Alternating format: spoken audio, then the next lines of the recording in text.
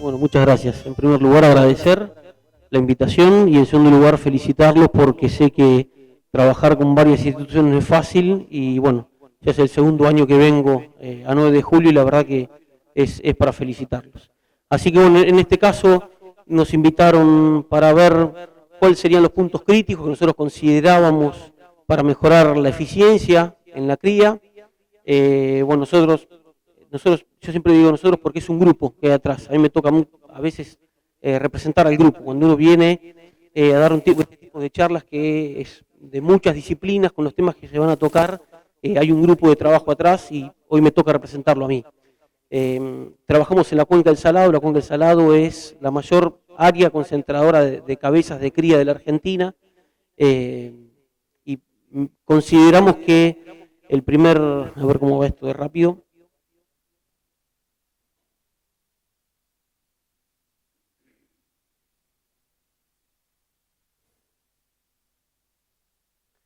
El primer punto que tendríamos que tener en cuenta es lo que es el ajuste de carga. Muchas veces... ¿Me escuchan? Buenísimo, gracias. El tema del ajuste de carga es un tema que no es nuevo, los productores lo saben mejor que uno, sin embargo la realidad nos lleva a que va a ser un punto que tenemos que tener cada vez más en cuenta. La realidad es que la Argentina recuperó el stock que tenía hace 12 años atrás. Eso puede ser muy bueno porque podemos llegar a tener la cantidad de animales que podemos esperar a poder cubrir las demandas de afuera y la demanda interna, pero tenemos un problema en puerta.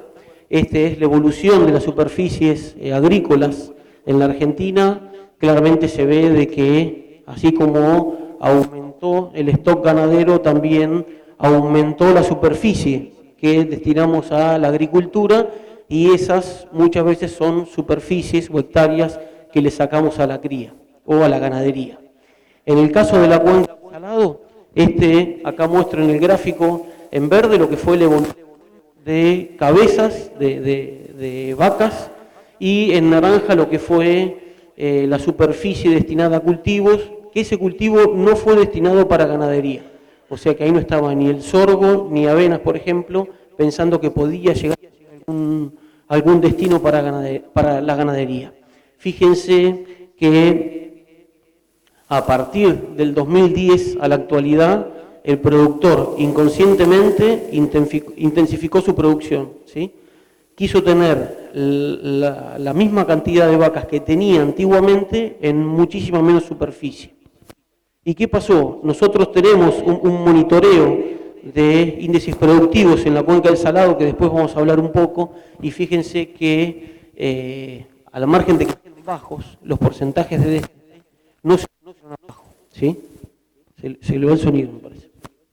Así que, como primer punto, la carga va a ser un punto a no descuidar. Sabemos de que los precios son tentadores muchas veces y que la realidad es que tenemos que pensar cómo vamos a mantener a todas esas vacas el día de mañana.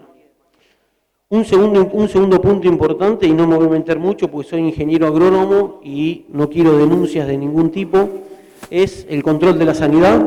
Sabemos que las venerias y la brucelosis son las principales causas de pérdidas de embriones, así que como primer punto sabemos de que a nivel nacional se está trabajando para un plan de vacunación, de control y de erradicación, de la brucelosis bovina, y después en lo que son los planes de veneria, nosotros, este es un trabajo que hizo un veterinario que trabaja con nosotros, que es Alejandro Rodríguez, que tenemos muy buena relación con la oficina que se dedica de los vacunadores contra aftosa.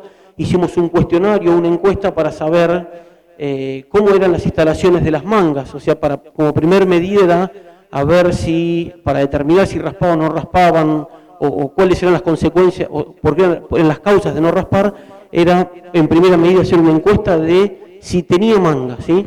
Entonces lo que se hizo fue sobre 431 ganaderos, que más o menos representan el 50% del stock ganadero del partido de Rauch. lo que pudimos concluir, estas eran encuestas que hacían el vacunador con el veterinario en los campos, y fíjense que el 92% tiene manga, ¿sí? Que tiene, el 93% tiene con cepo, o sea que hay un porcentaje de ese 91% que sería apta para retener un animal. Lo importante acá es que el 72%, ¿sí? Tiene una manga que es apta para el raspaje, pero el 62% raspa. Eso nos llevaba a decir, bueno, hay un porcentaje de productores que tienen todas las instalaciones para hacer el raspaje, pero por algo no lo hacen. Esa fue la primera conclusión para poder ahondar un poco más allá. Y después un número que nos llamó la atención fue ese 62%. Siempre pensábamos que el porcentaje de productores que hacían raspaje era mucho menor. Históricamente se pensaba que estaba cercano al 25 o 30%. Bueno, la verdad que fue un buen número. Y después, bueno, el porcentaje de toros que tuvieron enfermedades venéreas, ¿no? En el 2016, que es el 12%, que bueno, que es un porcentaje que era la realidad que teníamos en ese momento. Después lo que quisimos hacer fue estratificar entre los productores según las cabezas. Acá lo que van a ver es como menos de 100, son cabezas bovinas totales. Acá hay vacas, ternero, toro, novillito y toda la familia, hasta campos de 400 bovinos totales. Ahí están los productores que participaron. Y fíjense que lo que fue interesante es que los productores que realizaban raspaje de toros aumentaba a medida que aumentaba el tamaño de la explotación, ¿sí? Y que había un porcentaje de productores que tenían las instalaciones aptas que veíamos hoy para raspaje, pero no raspaban toros. Y eso pasaba en los productores, en los pequeños productores, ¿no? Los productores que tenían menor cantidad de cabeza. Entonces, con esta información nos sirvió de diagnóstico para plantear. Nosotros tenemos un laboratorio regional de sanidad animal que es bastante importante en lo que es toda nuestra zona, con la municipalidad de Rauch y con círculos de veterinarios de Rauch, armar un plan de venerias, ¿sí? Que hoy en día ya hay, no es el único ni el primero que hubo en la provincia, pero bueno, ya se empiezan a ver, y lo que se pudo ver con este tipo de información que parecía al principio, ¿para qué vamos a hacer este tipo de consultas? Es que dentro del plan de venerias, la municipalidad, con el círculo de veterinarios y con las veterinarias, generan beneficios al productor que está ingresado o que participe en este plan. Directamente el beneficio es económico. Le sacan tasas viales, tienen descuentos en las veterinarias o planes de plazo diferentes con gente que no está dentro del plan de venerias. Este plan de venerias fue el primer paso. Ahora tenemos el plan de pasturas, donde los productores pudieron anotarse. Todo productor que estaba en este plan podía acceder al plan de pasturas.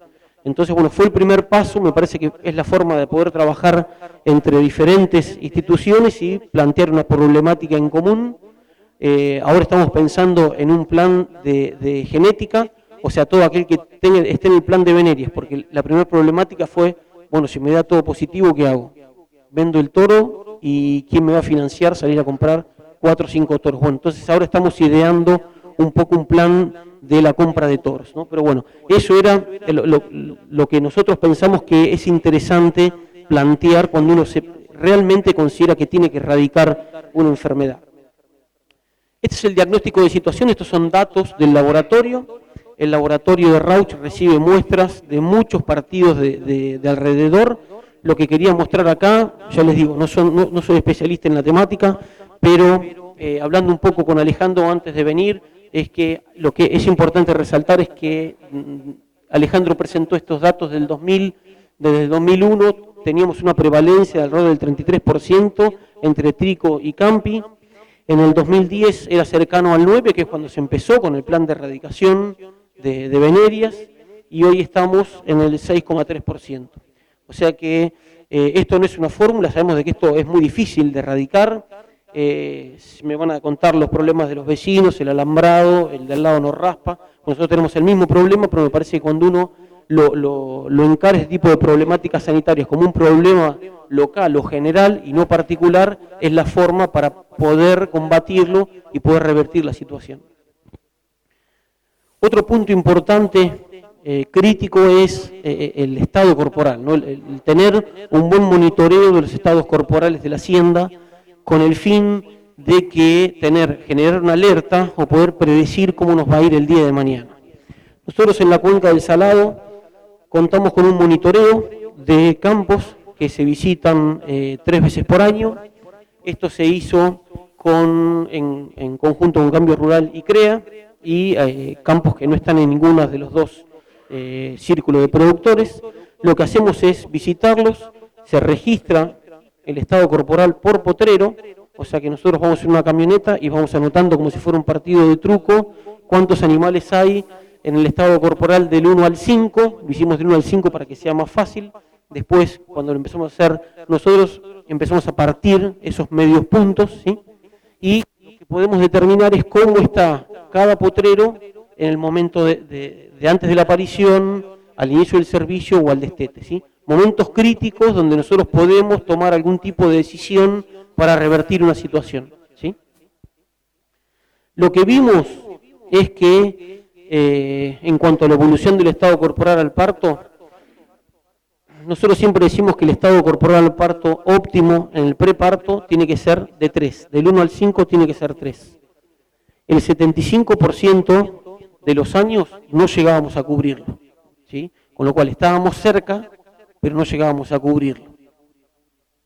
Y lo que hicimos que nos pareció más interesante es poder estratificar en colores de semáforo. Nosotros a los productores le decimos cómo está cada rodeo, verde, amarillo o rojo, ¿sí? Fíjense que en verde están la hacienda o las vacas que están en un estado corporal mayor a 3, en amarillo está la hacienda que está intermedia, que está ahí un poquito que le falta para estar, pero no está bien, y en rojo la hacienda que está en un estado corporal de 2 o menos, ¿sí? Fíjense que en líneas generales pareciera que estuviera bien. La conclusión es que el 44% de las vacas de la cuenca del Salado, que son muchas miles de vacas, están en un estado corporal al parto menor al óptimo, ¿sí? Y eso es lo importante. ¿Eso qué me va a repercutir? Esto es un trabajo que se hizo en la cuenca del Salado, de Maresca, donde lo que se hizo fue la actividad ovárica a los 45 días posparto, ¿sí? Y después se detectó la actividad ovárica para saber si el anestro era superficial o profundo. Le llamamos superficial o profundo cuando el tamaño del folículo es menor a 8 o mayor a 8 y el animal está ciclando cuando hay presencia de cuerpo lúteo, ¿sí? Y estos son los porcentajes de preñez si es que uno no hiciera absolutamente nada. Esto como si fuera una foto y digo, bueno, si tengo un estado corporal o animales en un estado corporal de 1 a 5, hay que rogar de que vengan las lluvias, que venga una buena primavera y podemos preñar el 11% de esos animales. O podemos tener animales del estado corporal de 3 o mayor a 3 y nos estamos asegurando un porcentaje de preñez superior al 90%, ¿sí? Posibilidades de trabajar o de revertir esta situación, la más fácil, cuando nosotros tenemos un animal extremadamente flaco, hacer un destete precoz, retirarle ese animal lo antes posible. Para hacer un destete precoz son 60 días de parido, o un hiperprecoz con 30 días de parido, que también tiene o lleva sus peligros o sus cuidados a tener en cuenta. Cuando estamos hablando de una condición corporal intermedia, un estado corporal 2, del 1 al 5, con la colocación de un destetador nasal durante 14 días, nos aseguramos de que ese animal vuelva a ciclar y podemos tener buenos porcentajes de preñez. Y si nosotros estamos en un estado corporal 2,5 y tenemos potreros reservados, podemos revertir ese porcentaje de preñez del 73% y les puedo asegurar que está superando el 85%, ¿sí? Entonces, todo esto sirve para saber dónde estamos y tenemos herramientas para revertirlas. La más difícil es tener un potrero reservado, ¿sí? Porque eso, el que tiene vacas me va a decir cuándo se reserva un potrero. Es muy difícil. Pero bueno, tenemos posibilidades de revertir esa situación. Dándole un pasito más allá, además del estado corporal, como hablábamos hoy, es la detección del diagnóstico de anestro, ¿no? Y una vez que tenemos el diagnóstico de anestro, ese estado superficial, el anestro superficial, profundo o ciclando, que no tenemos que hacer nada, ¿qué herramientas tenemos para hacerlo? ¿Y cómo tendríamos que hacerlo? ¿Sí? Que son puntos críticos si no los tenemos en cuenta. Nosotros sabemos que con anestros superficiales y en una primavera con la que podemos tener acá y la que podemos tener nosotros en la cuenca del Salado, con la aplicación de un tratamiento hormonal, dispositivo y una serie de baterías hormonales, podemos revertir la situación y podemos esperar buenos porcentajes de preñez de ese animal que le falta un poquito para ciclar. Otro caso de los anestros superficiales puede ser el caso de la Reserva 6 de Balcarce. El que estudió con los libros de Carrillo sabe de que restringía a la vaca durante la gestación, ¿sí? Se producía el destete, hacía 150 días de restricción, donde el animal perdía 300 gramos por día. Al parto, los animales se llamaba un potrero de concentración porque era un campo de concentración, se les daban rollos de agropiro a las vacas, una vez que parían, se les abría una tranquera y pasaban las pasturas reservadas. Si nosotros tenemos la posibilidad de tener pasturas reservadas, fíjense de que el animal puede ganar entre 300 y 400 gramos por día y tener excelentes porcentajes de preñez, como fue los porcentajes o los índices productivos de la Reserva 6, que siempre preñaban arriba entre el 90 y el 95%. ¿Sí? Lo difícil es contar con esa reserva forrajera de la cantidad y la calidad que tenía la Reserva 6. Y el tema es cuando vamos a los anestros superficiales o profundos puntualmente, donde sí tenemos que hacer una intervención individualizada por cada animal. Entonces, ¿cómo hacemos ese tipo de clasificación? Y esta herramienta, yo trabajé casi 7 años en Mercedes, en la provincia de Corrientes, donde la única forma de preñar a una vaca es hacer este tipo de cosas. Si uno quiere tener unos porcentajes de preñez arriba del 80%, necesita hacer esto a todas las vacas que tiene el establecimiento. Nosotros lo que hacíamos era, se hacía una ecografía, el animal que estaba ciclando no se le hacía absolutamente nada, seguía vaca ternero para el campo, el animal que estaba en anestro, no clasificábamos por anestro superficial y profundo, sino que veíamos el estado corporal. El animal que estaba muy flaco, por decirlo de una forma, o el animal que estaba relativamente bien, se hacían tratamientos diferentes. Entonces, el animal que estaba con un estado corporal, como veíamos hoy, de 2 o para abajo, lo que se hacía es un tratamiento de precoz o hiperprecoz, dependiendo de la edad del animal. Y si el animal estaba en anestro, pero estaba en un buen estado corporal, lo que hacíamos era colocarle una tablilla nasal, la lata, para que la hembra pueda entrar a ciclar lo antes posible, durante 14 días. ¿Cuánto me cuesta la lata? Alrededor de 10 o 12 kilos de ternero. Esos 14 días que el animal no está amamantando, pierde o deja de ganar esos 10 o 12 kilos cuando uno los va a comparar con los hermanos que no se les colocó ningún tipo ninguna barrera física para la lactancia, ¿no?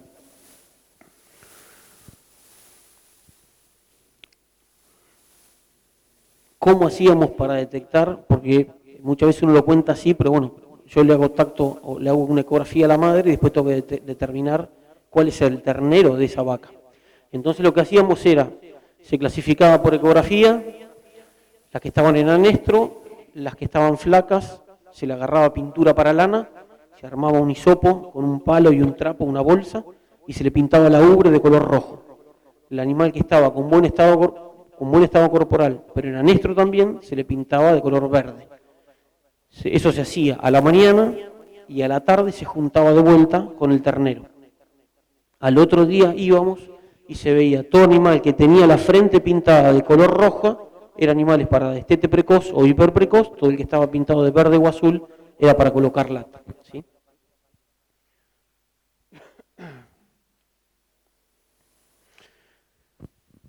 ¿Cómo son las respuestas? Estos son datos que hicimos ensayos en Corrientes. ¿Cómo son las respuestas de estos, de enlatar a un ternero? ¿Cuánto tarda la madre en salir de ese anestro que tiene? Bueno, fíjense, acá colocando el destetador por 14 días, lo que hacíamos era, íbamos todas las semanas y sangrábamos a la madre y hacíamos ecografía, ¿sí? Fíjense que una vaca puede tardar 7 días en salir del anestro hasta 60 días, ¿sí? Hasta 2 meses. Esto lo que me condiciona es cuándo voy a hacer el trabajo. Si yo estoy haciendo el trabajo muy tarde, ese animal me va a salir del anestro cuando termine el servicio, ¿sí? Entonces, todo esto hay que saberlo para organizar los trabajos. Fíjense que el porcentaje de vacas ciclando fue del 84% y se preñó el 77%. Repito que estos son datos con animales Bradford en la provincia de Corrientes. Yo espero de que esto acá sea mucho mayor, la respuesta que tenemos es mucho mayor. Entonces, acá tenemos dos limitantes. Una, como dijimos recién, es el momento de aplicar la técnica. Tenemos una limitante que pueden ser esos 45, me estimo yo que será en esta zona, a 60 días que puede tardar una vaca en salir del anestro. Y otro punto muy importante es la ganancia de peso de la madre durante ese periodo que está enlatado, ¿no? Ese periodo que hacemos el tratamiento. Estos son datos de un CREA de Concordia, donde fíjense, mismo tratamiento, hicimos en el espinillo, fíjense que animales con mayor estado corporal mayores a 3 y menores a 3, perdón, en azul y mayores a 3, pero tenía una ganancia de peso de 300 gramos por día contra otro campo que repetimos esta prueba con ganancias menores a 100 gramos por día. Lo que queremos decir acá es que por más que nosotros le cortemos esa producción de leche, si no le damos forraje para que el animal se pueda recuperar, va a ser lo mismo. O sea que si nosotros queremos revertir esa situación colocando una lata nada más al animal, no sirve para nada. Además de la lata tenemos que pensar que tenemos que dar relativamente buen campo, una suplementación, rollo, un verdeo o algo, para que poder ayudar durante por lo menos esos 14 días a la madre revertir esa tendencia de energía negativa a energía positiva.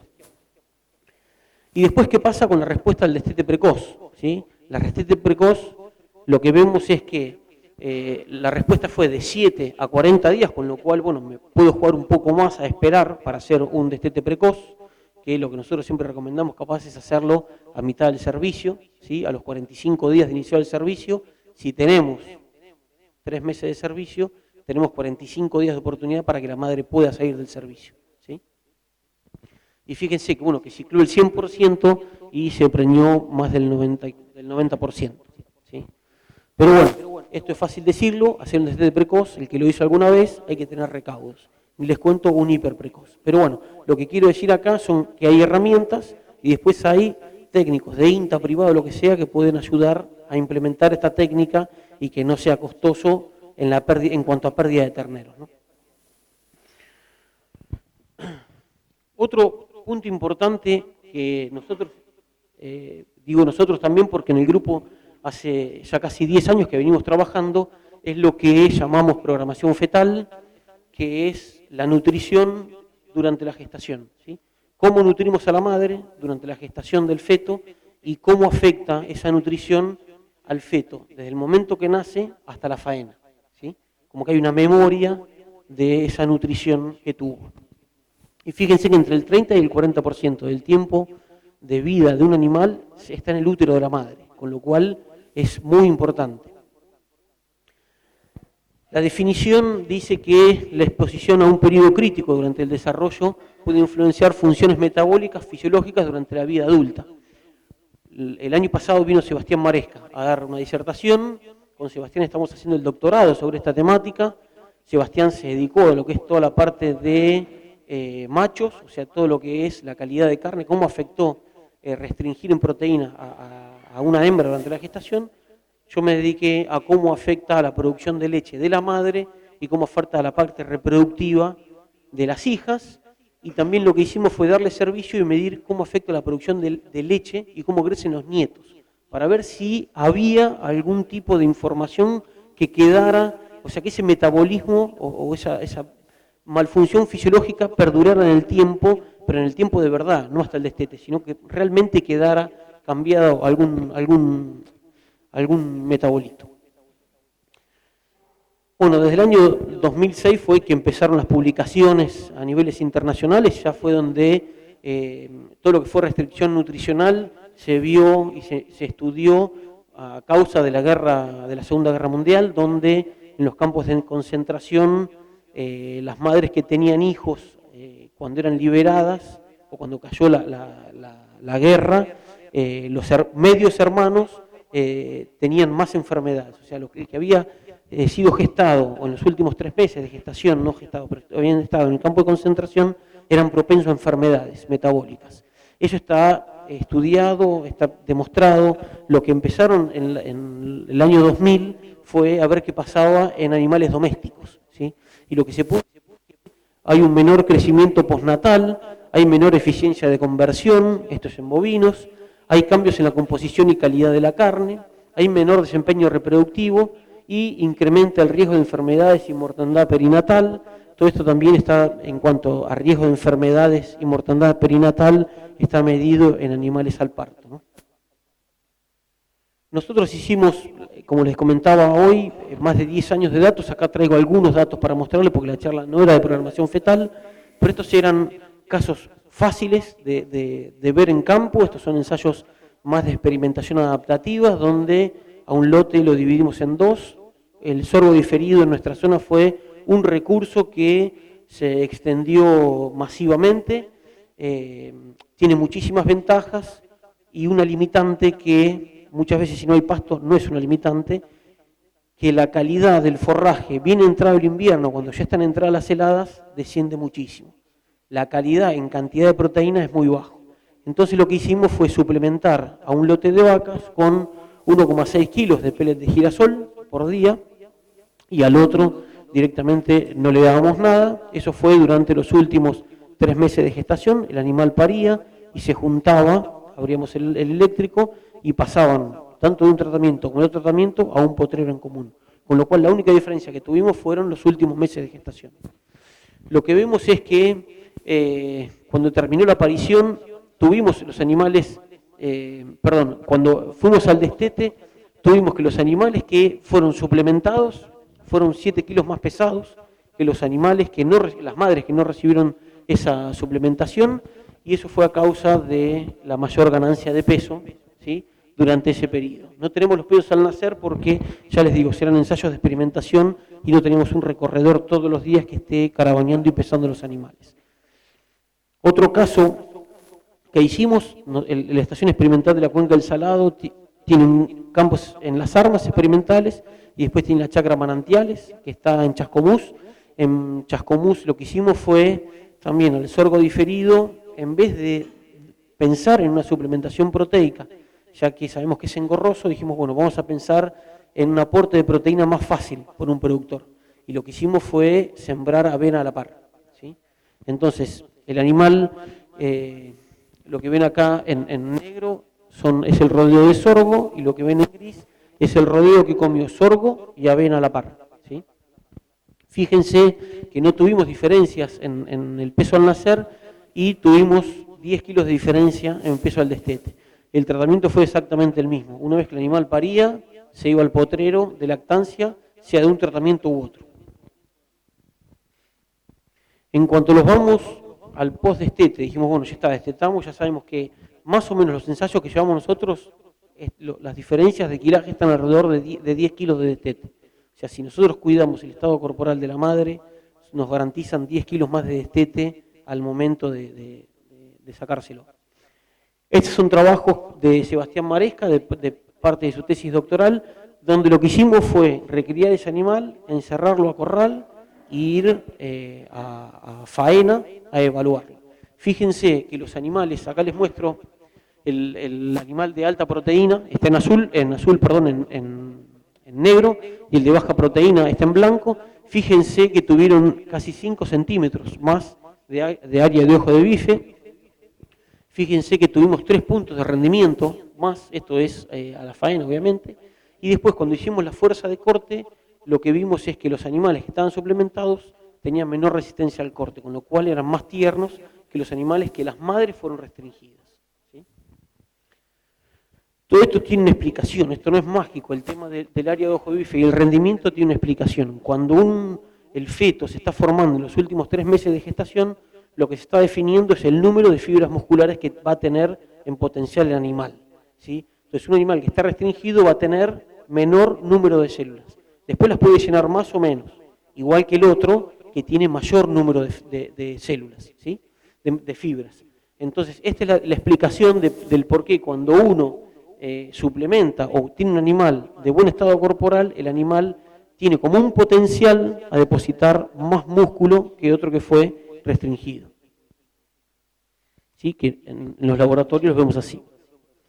En cuanto nos vamos a hablar de lo que es en cuanto a fertilidad, muestro acá un trabajo fue uno de los pioneros, los primeros trabajos que surgió haciendo un N realmente grande, que es en Estados Unidos, en Nebraska, donde lo que hacían, fíjense lo que es el clima, lo que es el forraje que tienen ellos en el invierno, daban medio kilo de un suplemento proteico al 42% de proteína, que no es ninguna locura para un pellet de soja que podemos tener acá.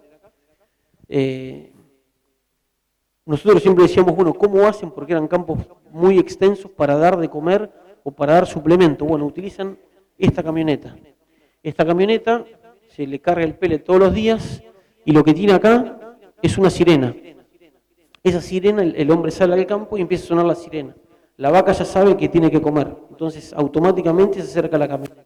Descarga, arranca, descarga y el animal va comiendo sin comedero, sin nada, directamente en el piso. ¿Sí? Bueno, este es el ensayo que hicieron y fíjense, acá les quiero mostrar que bueno, no tuvieron las diferencias en el peso al nacer, que es algo que por lo general vemos, no se incrementa mucho, no hay diferencias en el peso al nacer. Fíjense que en el peso preservicio los animales suplementados fueron más pesados, tuvieron mejores preñeces en el primer celo y tuvieron mayores preñeces en la preñez total.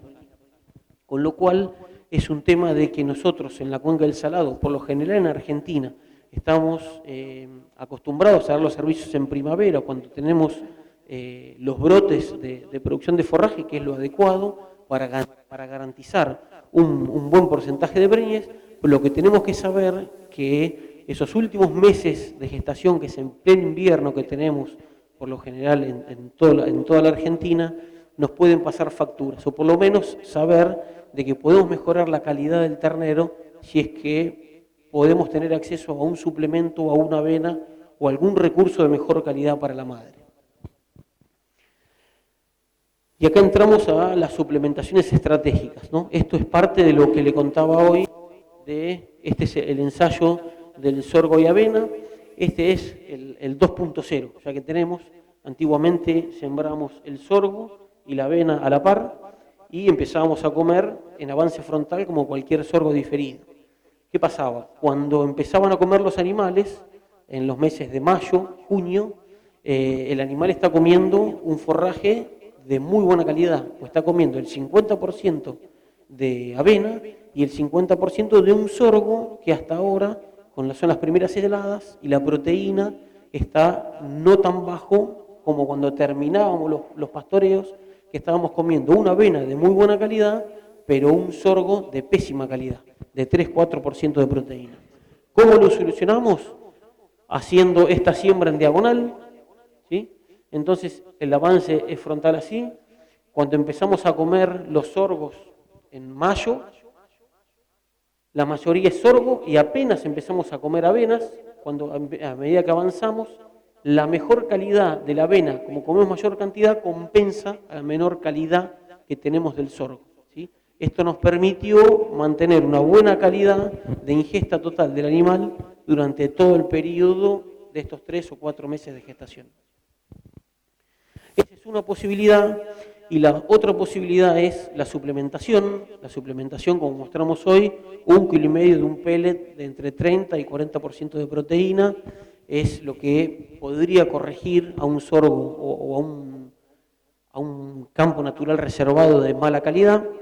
Lo que estamos evaluando o investigando ahora es si podemos generar estos suplementos que se puedan regular el consumo. Así que directamente uno pueda cargar una tolva y que el animal pueda ir directamente y consuma lo que necesita, ¿sí? Nosotros aumentando el S regulador le podemos regular lo que queremos que consuma. Bueno, este es un ensayo que venimos llevando ya hace más de 1 año y medio capaz con Neutral Mix. Seguimos probando suplementos y ya tenemos algún suplemento que reemplaza la sal, que nosotros sabemos que la sal sabemos que controla o regula el consumo, pero también no es buena porque el animal se termina acostumbrando, termina consumiendo más agua, se le puede producir algún problema metabólico. Entonces estamos buscando alternativas para que este tipo de suplementaciones sea viable en un campo de cría. Otro punto importante es cómo hacemos para aumentar la vida productiva de las vacas, ¿no? Sabemos de que una vez que logramos la vaca la queremos tener el mayor tiempo posible. Lo que lograríamos es reducir la cantidad de hembras de recría que necesitaríamos. Podemos aumentar la carga, ya que voy a tener menos animales recriándose y además van a ser los mejores potreos o los mejores recursos que tendría que destinarle, que me van a quedar libre. Sabemos que el peso al destete es mayor de vacas adultas con respecto a primerizas o segundo o tercer parto, y alrededor del tercer o cuarto parto es cuando la madre está más desarrollada, la producción de leche llega a su pico en la vida productiva y desteta los mayores terneros, ¿sí? Y bueno, y mejora los índices productivos, ya que vaquillonas podemos preñarla bien, pero muchas veces el segundo servicio es que nos pasa la factura y son todas algunas de las ventajas que podría tener. Muchas veces pensamos que dando servicio a una vaquillona a menor edad, aumento, o sea, le puedo sacar 1 o 2 servicios más a la vaca, ¿sí? Si hacemos las cosas bien y le aseguramos de que ese animal en el segundo o tercer servicio se preñe, posiblemente podemos llegar a tener ese animal más, ese ternero o ternero y medio más con respecto a un entore más tardío. Este es un ensayo que lo estamos haciendo en conjunto con el IPCBA, que nos aprobaron el proyecto del año pasado. Lo que hicimos ver es cómo afecta la edad del vientre en un sistema productivo. En una primera etapa lo hicimos hasta el destete, que es lo que les muestro acá. Fíjense, lo que hicimos fue, seleccionamos vaquillonas de 15, 27 y 27 meses y vientres multíparos, los inseminamos con un solo padre, con semen de un solo padre a todas. Y fíjense la diferencia de peso al destete de entre la vaquillona de 15 meses con respecto a la de 27 y la de 27 con respecto a la vaca adulta. Los dos extremos son 40 kilos de ternero, ¿sí? Yo creo que son datos que uno tiene que tener en cuenta. Yo no digo que esté mal utilizar el 15 meses. Lo que pasa es que es importante saber los costos que tiene el 15 meses también, ¿no? O el 27 meses con respecto al 15 meses. Lo que hicimos en el proyecto es, como si fuera programación fetal, sabemos que el útero de una vaquillona tiene menor irrigación porque es un animal que está creciendo. Bueno, ¿cómo le afecta la edad del útero al ternero, al destete y a la faena? Con lo cual esos animales los recriamos, los ingresamos en un corral de engorde. Acá les muestro la edad de la madre, ¿sí? La madre de 15 meses pare con 24 meses, con 36 meses pare la que tomó servicio con 27 y las multíparas. Fíjense que al ingresar el corral, las de 15 meses tuvieron menor peso que las de 27 y las multíparas. Y fíjense que en la etapa, o sea, al momento de la faena, cuando salían los animales, acá hay macho y hembra, no tuvimos diferencia entre las vaquillonas y tampoco la de 27 difirió de la de la multípara. O sea que la de 15 meses siempre se diferenció de un vientre multíparo, ¿sí? Cuando fuimos al frigorífico, el rendimiento fue exactamente igual para las 3 categorías. No hubo diferencia en el rendimiento, pero sí en el peso de la carcasa. Fíjense, acá les muestro el peso de la carcasa de los animales. En las vaquillonas fue similar y en las vacas multíparas fue mayor. Así que si hacemos las cosas bien, podemos llegar a tener un ternero más, pero no estoy tan convencido si realmente podemos producir tantos kilos de ternero como si utilizamos una opción como puede ser las dentaduras, ¿sí? Para poder alargarle la vida útil a la madre. Esto, la ventaja que le vemos es lo que decíamos antes, es que le damos 1 o 2 servicios más a una vaca que ya está criada y que sabemos de que la CUT sabemos que siempre es la mejor madre. Así que es darle la oportunidad de tener más terneros a la mejor madre, ¿sí? Nosotros hicimos un ensayo el año 2013, que estuvo a cargo de Pedro Escurdia, donde lo que vimos es, cuando se colocan estos estas prótesis dentales nunca son los animales que no tienen diente. Se necesita medio diente para que se pueda anclar la dentadura. Entonces lo que hicimos fue agarrar animales medio diente, lo dividimos en dos, no le pusimos prótesis a la mitad y le pusimos prótesis a la otra mitad, y fíjense que en los 2 años los porcentajes de preñez no se afectaron, con lo cual no tendría ningún impacto negativo. Muchas veces se piensa de que le molesta o le puede llagar y puede perder estado corporal. Bueno, en este caso no ocasionó nada. Fíjense, lo que nos dio diferencia significativa fue el refugo que tuvimos un año con respecto al otro, ¿sí? Y después ya al segundo año el descarte fue similar, ¿sí? No tuvimos diferencias significativas. Con lo cual lo que podemos pensar es que con este tipo de, ya les digo, esto fue hecho en el 2013, yo creo que posiblemente este tipo de dentaduras ha mejorado y duren más. Lo que vemos es que no duran tanto tiempo como uno quisiera. Uno esperaría sacarle 2, 3 terneros más y la verdad que no fue así. Le sacamos un ternero en promedio, quedó 1,5 terneros, más a la vaca que le poníamos las prótesis dentales o no. Con esto lo que nos garantizamos es que es un ternero más de 207 kilos, ¿sí? Y me parece que esa es la ventaja, en ya aprovechar uno o 2 servicios más del animal ya logrado. Otro punto clave es la selección de toros. En este caso, nosotros muchas veces vamos a los remates y nos encontramos con este tipo de información, ¿sí? El tatuaje del animal, los dientes que tiene, la circunferencia escrotal, el peso actual. En la mayoría encontramos el padre y muchas veces el servicio colectivo, pero yo considero que faltan datos importantes, ¿sí? En la Argentina, la primera causa de pérdida de terneros logrados son las distocias. ¿Sí? El ternero logrado porque la madre ya está gestando. Y no tenemos datos de peso al nacer. No hay muchas cabañas que se tomen el trabajo de hacerlo. Me parece de que estas son cosas que el productor tiene que traccionar para exigirle a la cabaña que lo hagan, ¿no? Muchas veces encontramos primero una ecografía de área ojo de bife o de grasa dorsal, pero no tenemos el peso al nacer, ¿sí? Y esa tiene una explicación. Tomar peso al nacer implica 3 meses a caballo, pesando y recorriendo todos los días. Y hacer una ecografía implica una tarde pagarle a un ecografista. Lleva mucho tiempo más de tener el peso al nacer, pero realmente es lo que me asegura poder tener un ternero o dejar de perder terneros. Esta es una encuesta que hizo la Asociación Argentina de Angus hace muchos años ya.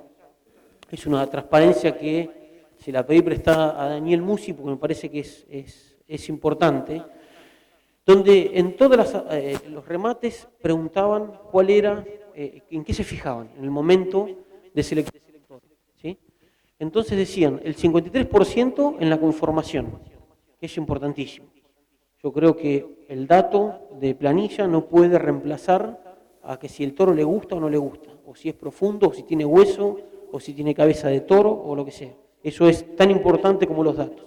Pero fíjense, el 53% dice que era la conformación, el 25% la genealogía, el 13% si eran registrados, y fíjense que solo menos del 10% se estaban fijando si tenían algún tipo de medidas objetivas. Medidas objetivas, estamos hablando de datos propios del animal y si tiene algún tipo de evaluación genética. Y hoy me parece que tenemos una evaluación genética ya hace muchos años, no es hoy, hace muchos años que la Asociación Argentina de Angus o la Braford, la Hereford, hoy en día la Brahman, muchas asociaciones cuentan con los DEPs, ¿sí? Y los DEPs yo creo que son la herramienta de selección, a la margen de que si el toro me gusta o no me gusta, pero la herramienta de selección son los DEPs. Y muchas veces tenemos que tener claro que el DEP es una herramienta para comparar un animal contra otro, ¿sí? Eso no me va a decir si un animal es bueno o no es bueno, me va a decir si es mejor o es peor que otro animal. Con lo cual siempre que uno va a elegir un catálogo o ve un sumario para elegir semen, muchas veces le muestran el DEP y después le ponen el promedio de la raza, ¿sí? Porque naturalmente tiene que ser un valor comparado con algo. Si un animal es +2, no me dice nada. Lo importante es si yo tengo uno al lado que es +4. Entonces el +4 va a ser 2 kilos más pesado que los hijos del +2. Pero el +2 en sí no me dice nada. O puede ser más liviano o más pesado que otro animal, ¿sí? Depende con qué lo comparemos. Entonces, bueno, una vuelta veníamos de una charla en Uruguay y un veterinario en el buquebús me dice, bueno, lo que pasa es que en Argentina no se pueden creer los datos. Las asociaciones mienten los datos. Bueno, yo llegué a la experimental y propuse hacer un ensayo. Entonces fui a un centro de inseminación y les dije el ensayo que quería hacer. Digo, yo te voy a elegir los padres con DEPs contrastantes para peso al destete. O sea, te voy a elegir un padre que yo me asegure que sean los hijos muy diferentes a los hijos de otro padre. Entonces elegimos estos dos padres, coyote y etiqueta negra, ¿sí? Para peso al nacer no teníamos mayores diferencias, eran menos de 1 kilo. Muchas veces los que alguna vez pesamos algún ternero al nacer sabemos que 1 kilo hay poca diferencia para detectarlo en una báscula, porque tenés que estar en el momento que cayó el animal para poder darte cuenta, porque enseguida que se paró, mamó un par de veces, ya el kilo ese lo perdiste. Entonces, bueno, pensábamos que menos de 1 kilo eran similares. Lo que queríamos ver era que eran realmente contrastantes para peso al destete. Así que bueno, cuando comenté esto en INTA, la gente de INTA Castelar es la que realiza los DEPs. Entonces más de un colega me dijo que hay que tener cuidado, porque si no llega a dar, iba a tener problemas, porque me estaba metiendo con una información que se generaba por la institución hace muchos años y que era utilizada por todo el país. Pero bueno, me parecía como que era la forma de realmente sacarnos la careta y decir, ¿realmente sirven los datos que generamos o no sirven los datos que generamos? Estos fueron los datos que nos dieron. Fíjense, para peso al nacer no tuvimos diferencias y para peso al destete los animales que tenían que ser más pesados fueron más pesados, ¿sí? Esa diferencia fue estadísticamente significativa. Estos datos los pusimos a evaluación en el Congreso Argentino de Producción Animal, que muchas veces es la forma para realmente que nos juzguen si lo que estamos haciendo está bien o no, ¿no? Es presentarlo a los pares para ver si la calidad de información que estamos generando es validada o no. Así que nos invitaron a presentarlo oralmente, así que nos pareció que estaba bien hecho y que es confiable. Estos son con datos actuales, fíjense, 10,6 kilos de ternero en 100 vacas son casi 70.000 pesos más, por haber comprado un toro con respecto a otro toro. Y muchas veces el precio del toro es más barato, o puede ser más caro, pero no es lo que fija el precio, ¿sí? Así que lo que yo quiero concluir con esto es que los datos que se generan son confiables, ¿sí? Y otra fuente de información que tenemos en la Argentina es el Breed Plan. Bueno, ahora estamos haciendo el ensayo con el Breed Plan. Hablamos con la cabaña Casamú. Casamú genera la información por la Asociación Argentina de Angus y por el Breed Plan. Hoy en día inseminamos y estamos por destetar la primera camada de terneros, hijos de 2 padres de Casamú, y hay madres inseminadas con semen de Casamú para ser destetados el otro año. El año que viene van a nacer y el otro se van a destetar. Pero bueno, fíjense, acá les quiero mostrar 3 datos de los 2 padres. Los 2 padres son los mismos, es coyote y etiqueta negra. Los padres pueden tener muchas fuentes de información, pueden ser evaluados por muchos centros, por muchas asociaciones no, pero sí por una asociación y el Breed Plan, ¿sí? Y ahora le sumamos otra cosa más, que es la genómica, ¿sí? Entonces, cuando yo hablé con las lilas, me dio estos datos. Estos toros, como son puros de pedigree, me fui a la asociación y tenían estos datos, ¿sí? Fíjense que parecieran que son datos completamente diferentes. Pero lo importante de esto, es lo que hablábamos hoy, es cuánto es la diferencia entre uno y otro, ¿sí? Fíjense que tanto para la Asociación Argentina de Angus como para las lilas, la diferencia entre uno y otro es alrededor de 11 kilos. Esa es la importancia. Es una herramienta para comparar, ¿sí? Cuando hicimos esto, la cabaña de las lilas había mandado a genotipar un montón de animales, con una empresa que es Zoetis. Zoetis lo que hace, y hoy en día hay muchas más, saca muestras de sangre de la oreja con esta tarjeta. Es una cosa sencilla, se le hace un pequeño tajo, se mancha con sangre y eso se manda a genotipar y ellos estiman, van a Estados Unidos y vuelven información con unos DEPs genómicos. Bueno, fíjense que ellos, sin saber nada de la información que habíamos generado, me dieron estos datos, casi 25 y más 13. Fíjense que son alrededor de 13 kilos igual. O sea, en Argentina tenemos, por lo menos en la raza Aberdeen Angus, o Angus que no es más Aberdeen, en la raza Angus tenemos diferentes fuentes de información confiables para garantizar no tener pérdida de terneros al nacer, ¿sí? Para poder seleccionar animales con bajo peso al nacer. No estoy hablando acá de destetar más pesado. Destetar más pesado podemos después discutir si está bueno o está malo, porque después dejamos la reposición, esas madres son más pesadas, tienen más requerimientos y posiblemente me baje algún porcentaje de preñez, pero sí en garantizar que no perder terneros al nacimiento. ¿Sí? Y uno de los puntos que ya estamos terminando fue que es crítico, es la falta de interés por la actividad ganadera de las nuevas generaciones. Y esto no es argentino. Uno piensa de que, como siempre, nos autoflagelamos pensando de que somos los peores. Entonces decimos, es una cuestión del salario, es una cuestión del confort, nos falta infraestructura, falta capacitación, no tenemos asfaltos de la puerta del campo, no hay wifi, ¿qué es lo que falta? Esto pasa en Estados Unidos, en Alemania, en Francia, en Inglaterra, en Escocia, países que hemos estado por congresos y eso pasa exactamente lo mismo. Hay un desgano o no hay un interés general de las nuevas generaciones a participar o trabajar activamente en el campo. ¿Sí? Pero bueno, esto que nosotros lo vemos como una debilidad, me parece que tenemos una oportunidad. Y esto me parece de que son las nuevas tecnologías que existen hoy en día, que a Argentina van a ingresar cada vez más rápido. Antiguamente parecía ciencia ficción y hoy en día ya están acá. Nosotros el 11 de abril, y paso los parroquiales, el 11 de abril hacemos una jornada en la colonia Ortiz Basualdo, que es el campo nuestro experimental, donde va a haber un módulo demostrativo a la tarde de todo esto. Va a haber un dron que nos va a estimar el forraje que tenemos en una pastura. Va a haber un comedero que estamos desarrollando con una empresa española que nos va a decir cuánto alimento tiene, si hay animal que no está comiendo, cómo está la aguada, si falta corriente en el perímetro del corral de encierre. Va a venir un ecografista y nos va a decir que con una ecografía en un tiempo real, él con un programa me sabe que ese animal va a ser la tipificación que tiene y el rendimiento esperado que tiene. Entonces, eso que antes parecía de ciencia ficción, ya lo tenemos. ¿Sí? Entonces, ¿cómo nos imaginamos la tecnología de cría, ¿no? Para monitorear en la cría? Bueno, pensamos que tiene que tener todos estos puntos y en eso es lo que estamos desarrollando.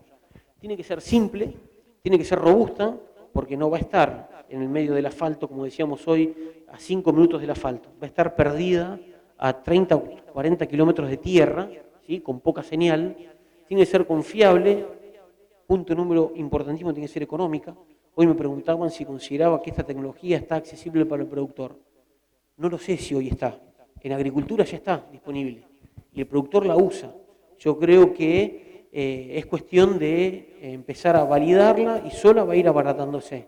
Tenemos la ventaja de que la agricultura ya la utiliza y es más fácil incorporarla a nosotros, porque ya vamos a ver que en algún cultivo de maíz viene, en la presentación del 11 de abril, los drones estábamos pensando que lo maneje gente de Pioneer.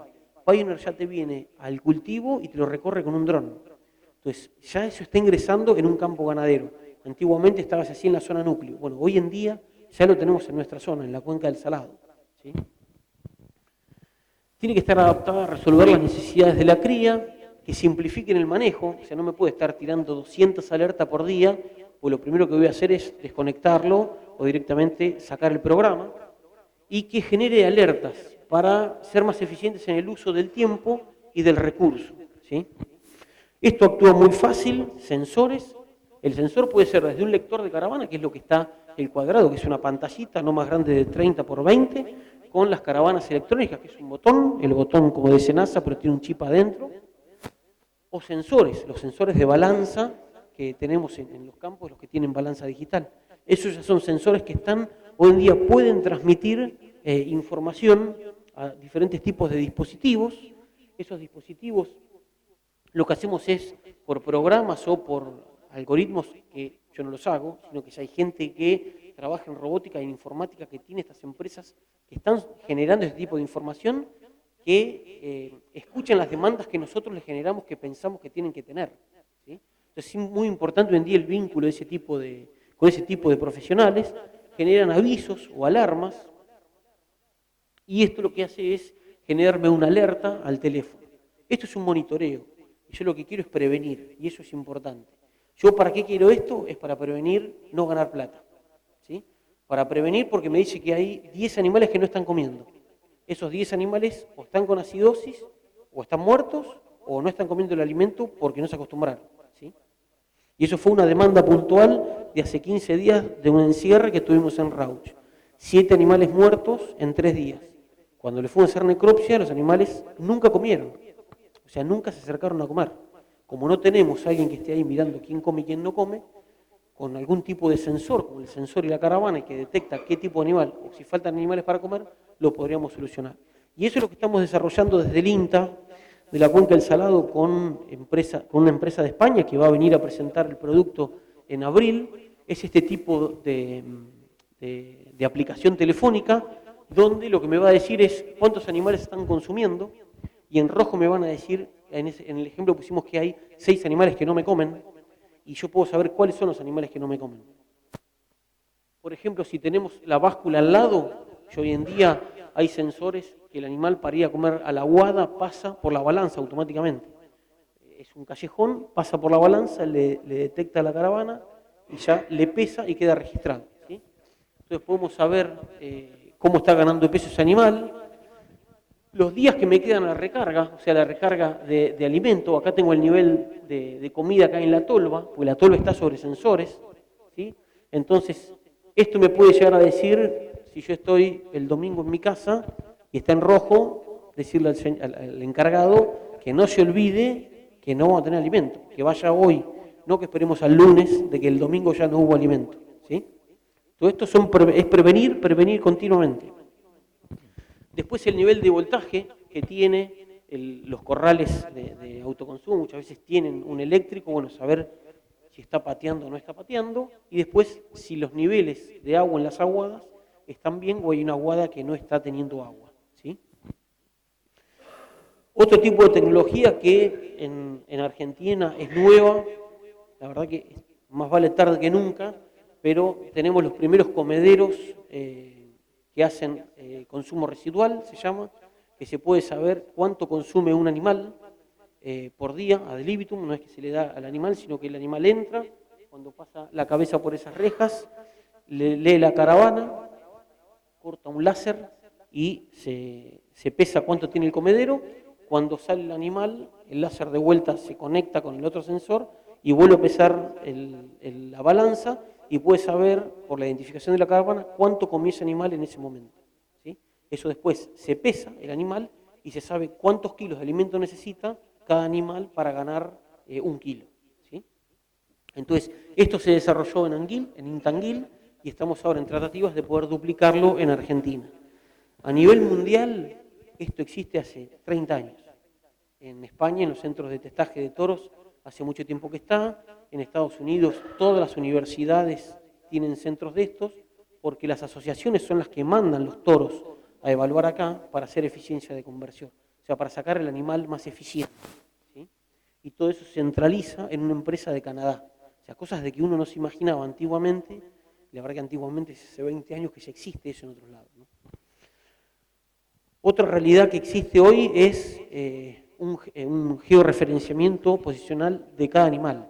Entonces, por el teléfono podemos saber dónde está cada animal. Desde ya que esto es ciencia ficción hoy en Argentina, este tipo de información. Pero posiblemente en 5, en 6 o en 7 años ya existan campos que lo puedan tener, ¿sí? Y después ya llegando al otro extremo de que tienen cámaras de sensores de temperatura.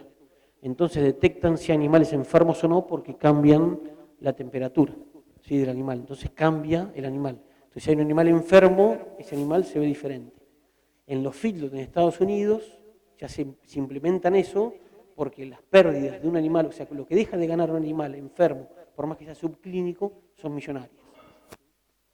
Y en los tambos, esta es una foto de un tambo en Canadá, que ya lo que tienen es la identificación facial. Como ahora cuando uno va y le leen la cara o la pupila, Bueno, en los tambos, por la forma o las manchas de las vacas, pueden saber qué animal es el que está comiendo hoy en día, nada más que por esta cámara que detecta la identificación facial, ¿no? Pero bueno, volviendo a nuestra realidad, y para concluir, ya me despido, si nosotros tenemos en dos ejes el nivel tecnológico, ¿no? Cuanto más tenés nivel tecnológico, y después cuánto inversión y dedicación, que yo creo que la dedicación muchas veces pasa a ser tan limitante como la inversión. O sea, ¿cuánto tiempo queremos dedicarle nosotros a estar en el campo? Ni hablar las nuevas generaciones, ¿no? Pero ¿queremos seguir estando 12, 14 horas en el campo? ¿O realmente queremos estar a las 6 de la tarde en el pueblo para llevar al hijo a fútbol o para tener algún tipo de recreación, ¿no? Entonces, bueno, lo que pusimos es cuánto queremos invertir en tiempo y en dinero y cuánto nivel tecnológico estamos dispuestos a ir. Entonces, fíjense, yo considero de que hay un nivel tecnológico básico que es el que capaz menor tiempo o economía o inversión necesita, que es el ajuste de carga, el manejo de estado corporal, por el primer estado corporal, la identificación, no de ni nada, sino saber, esta vaca está flaca, está bien, o está gorda, hay que hacer algo, necesita comida. Un manejo por ambiente, si nosotros podemos identificar potreros que son mejores que otros y reservarlos para algún momento puntual, y la sanidad. Yo creo que este es el primer escalón de la escalera para empezar a mejorar o ser más eficiente la cría. En un siguiente escalón podemos contar con la utilización o la generación de reservas forrajeras, donde ya hay que invertir más. Tenemos que saber aprovechar las reservas, que muchas veces son muy costosas, y una vez que las generamos, no las aprovechamos del todo bien. O sea, dejamos de ganar dinero en esa reserva, porque se nos pasa, porque se agujerea la bolsa, porque el rollo al final se termina pudriendo. Entonces, es la generación y el uso de las reservas forrajeras, la fertilización de campos naturales o pasturas, ¿no? Ya empezamos a implementar o a incorporar insumos acá. La mejora genética, donde uno dice, bueno, voy a mejorar, voy a invertir algo más en genética, y todo lo que son los manejos reproductivos, tiempos fijos, sincronizaciones y eso. Eso es como un segundo paso, me parece como que es el que quiere mejorar el tiempo de dedicación no es tanto más. Hay una respuesta, me parece, productiva y económica directa, o sea, no hay algo que nos pueda, si uno hace más o menos bien las cosas, que nos pueda hacer teclear y quebrar, ¿sí? Donde me parece de que es viable y esto es mucho manejo y algo de dinero. Y después sí, ya entramos en otro escalón donde ya tenemos pasturas y verdeos, hay intensificación del manejo forrajero, o sea, ya sabemos que tenemos mucho forraje, ya tenemos que invertir en algún personal de campo que vaya a capacitarse en pastoreo, que tiene que ser tipo pastor, que necesitamos estar haciendo cambios de parcela cada 3, 4, una vez por semana, ¿sí? No más que eso. Manejos de la lactancia, lo que decíamos hoy, lata, precoz, hiperprecoz, hacer ecografías, ¿sí? Estarle más encima y este tipo de nuevas tecnologías, ¿sí? De esto yo no tengo dudas de que la respuesta productiva es directa. O sea, si nosotros podemos hacer todo esto, los niveles productivos van a incrementarse en el campo. Lo que no tengo claro o no sabemos es cómo nos va económicamente, ¿sí? ¿Por qué? Porque la economía, cuando uno invierte tantos insumos, hoy el dólar está llegando a 45, y estamos, capaz que todo esto lo podemos a 23. Con un insumo a 23, hoy estamos a 45.